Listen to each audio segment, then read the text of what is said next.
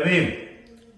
साथियों आज 23 मार्च, जी हाँ साथियों, आज एक दिन 23 मार्च 1931 को इस देश से ऐसा महान क्रांतिकारी योद्धा जिनको आज हम लोग शहीद भगत सिंह के नाम से जानते हैं साथियों, जिन्होंने देश को आजाद कराने के लिए देश के प्रति उन्होंने कुर्बानी दी।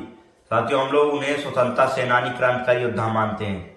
साथियों उनके अंदर जो विचारधारा थी, जो समाज के प्रति वो लड़ना, वो भारत की स्वतंत्रता सेनानी, वे साहसी व्यक्ति थे जिन्होंने ब्रिटिश सरकार को, शक्तिशाली ब्रिटिश सरकार को हिला दिया।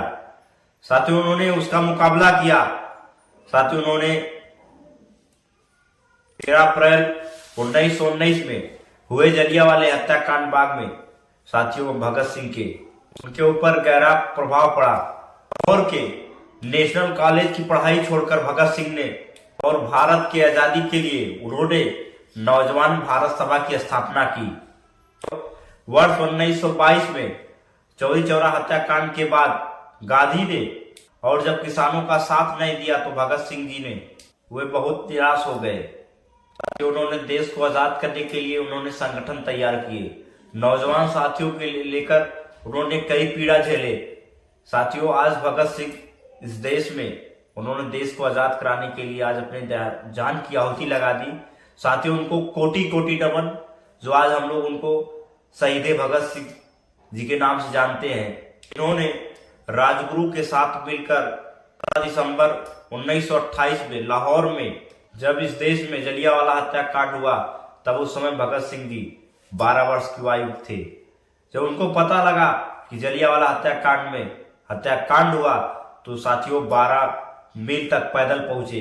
वहां जलियांवाले हत्याकांड के स्थान पर, जगह पर वो पहुंचे और भगत सिंह जी जेल में 2 वर्ष तक रहे और इस दौरान वे लेख लिखकर क्रांतिकारी विचार व्यक्त करते रहते थे और जेल में रहते हुए भी उनका अध्ययन लगातार जारी रहा।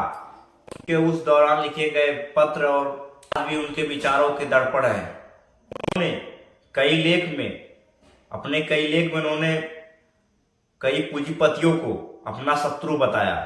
उन्होंने अपने लेख में कहा कि मजदूरों के साथ शोषण करने वाले चाहे कोई व्यक्ति भारत का क्यों ना हो, वो मेरा शत्रु है। उन्होंने जेल में एक लेख लिखा, उन्होंने एक किताब लिखी, उन्होंने कहा कि मैं एक नास्तिक हूं। जेल में भगत सिंह जी के साथियों ने 64 दिन भूख हड़ताल किए। उनके एक साथी ने भूख हड़ताल में जेल में अपने प्राण त्याग दिए।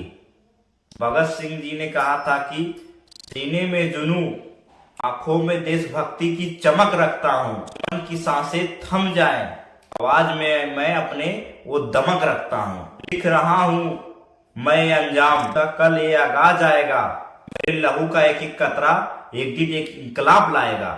रहूं या ना रहूं पर वादा है मेरा तुझसे, मेरे बाद वतन पे मरने वालों का एक सैलाब आएगा। मुझे ना तन चाहिए, मुझे ना धन चाहिए, अमन से भरा या वतन चाहिए।